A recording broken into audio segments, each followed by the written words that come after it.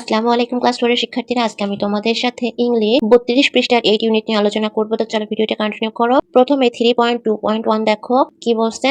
Rewrite the following sentence using personal pronouns. ব্যক্তিগত সর্বনাম ব্যবহার করে পূর্ণ লিখন করো। ঠিক আছে, অপশন এ দেখো একটা সেন্টেন্স দিয়েছে, সেন্টেন্সের মধ্যে কোনগুলো হচ্ছে পার্সোনাল প্রোনাউন সেগুলো তোমাদের আলাদা আলাদা করতে হবে, আর হচ্ছে যে নিচে সুন্দর করে সাজিয়ে লিখতে হবে। ঠিক আছে, এই অপশনে কি আছে দেখো। এই অপশনে আছে হচ্ছে Sumi goes to school on time. Sumi সময় মতো স্কুলে যায়। She students attentively. সে মনোযোগ দিয়ে পড়াশোনা করে। The class teacher likes her because she works hard. শিক্ষক তাকে পছন্দ করেন কারণ সে কঠোর পরিশ্রম করে। এখানে পার্সোনাল প্রোনাউন কোনগুলো? এখানে পার্সোনাল প্রোনাউন হচ্ছে শি। সুমি হচ্ছে একজনের নাম, তো নামের পরিবর্তে এখানে শি ব্যবহৃত হয়েছে। যদি এখানে সুমি হতো তাহলে এটা নাউন হতো, কিন্তু এখানে শি নামের পরিবর্তে বসছে, সুমির পরিবর্তে এখানে শি বসছে, তাই এটা হচ্ছে প্রোনাউন্স। ঠিক আছে, আর তো এখানে হচ্ছে পার্সোনাল প্রোনাউন বলতে এখানে শিটাই বোঝানো হয়েছে। ঠিক আছে, তারপরে আছে হচ্ছে হার, মানে তার, মানে সুমি। ঠিক আছে, এখানে যদি সুমি দিত তাহলে তো হচ্ছে নাউন হতো, কিন্তু এখানে সুমির পরিবর্তে হার ব্যবহৃত হয়েছে, তাই এটা প্রোনাউন। এটা হচ্ছে পার্সোনাল প্রোনাউন। ঠিক আছে, তারপরে অপশন বি কি আছে দেখো। অপশন বি আছে Dhaka is on bank of the river Buriganga. Dhaka Buriganga নদীর তীরে অবস্থিত। It is the capital of Bangladesh. এটি বাংলাদেশের রাজধানী।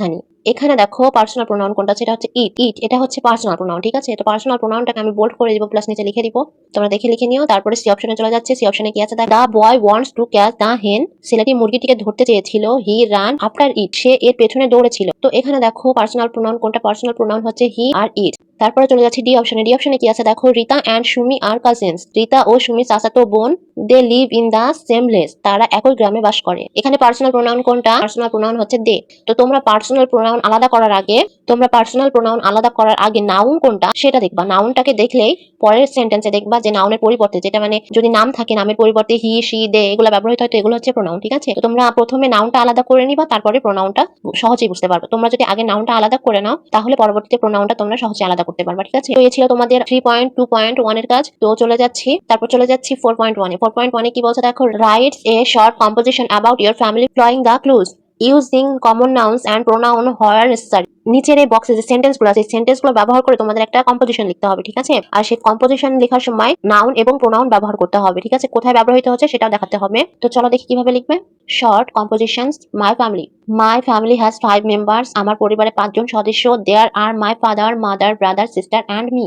সেখানে আমার বাবা মা ভাই বোন ও আমি থাকি। তারপরে আছে হচ্ছে we live in small place. আমরা একটি ছোট্ট গ্রামে বাস করি। My father is a businessman and my mother is a teacher. আমার বাবা একজন ব্যবসায়ী এবং মা একজন শিক্ষক। তারপরে আছে হচ্ছে they help me in my studies. তারা আমাকে পড়াশোনায় সাহায্য করেন। In their leisure time we watch TV and play together. অবসর সময় আমরা টিভি দেখি ও খেলাধুলা করি। তারপর আছে হচ্ছে we are A happy family. আমরা একটি সুখী পরিবার। তো এই প্রবন্ধটি তোমরা লিখতে পারো, বা তোমাদের মন মতো বা তোমাদের নিজের, মানে ওই যে যেখানে হচ্ছে সিস্টার ব্রাদার আছে এগুলোতে তোমরা চেঞ্জ করে, তোমার বাবা কি করে মা কি করে এটা চেঞ্জ করে লিখতে পারো।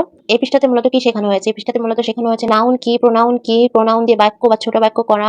তো আজকের ক্লাসটি এই পর্যন্তই ছিল। ভিডিওটি ভালো লাগলে লাইক দিয়ে পাশে থাকবে। ধন্যবাদ।